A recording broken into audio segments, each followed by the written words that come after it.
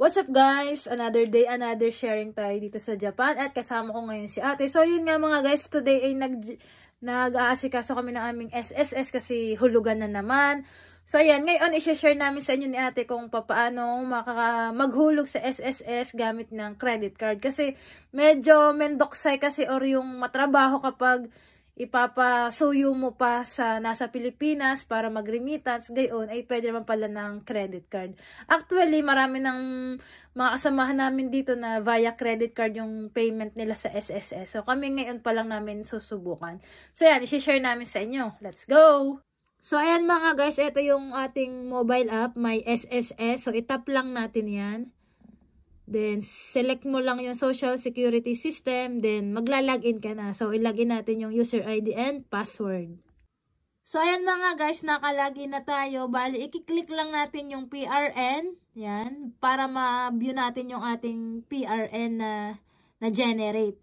So, ayan, lalabas dito yung PRN number, tsaka yung amount ng contribution, tsaka yung mga due date, and etc. Basahin nyo na lang. Then, i-click natin yung pay. Then, click lang yung yes kung you want to proceed. Ayan. So, dito guys, lalabas yung payment method. Dito na kayo mag-select kung ano yung payment method na gusto niyo. So, ngayon, piliin natin yung credit card. Ayan. Then, basa-basahin nyo lang. So, yung parang yung mga details. Then, click OK.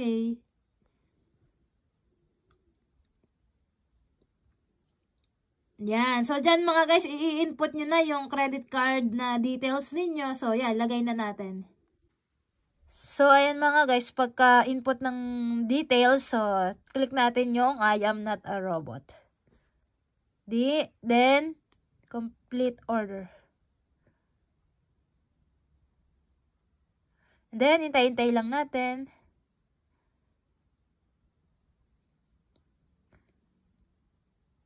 So, may lalabas siya na text message. Mag-i-input tayo dyan ng yung parang OTP. So, ayan mga guys, nung nag-input na tayo ng ating, ang tawag dito, yung parang OTP. So, ito na yung sunod na lumabas, payment successful. So, ayun lang.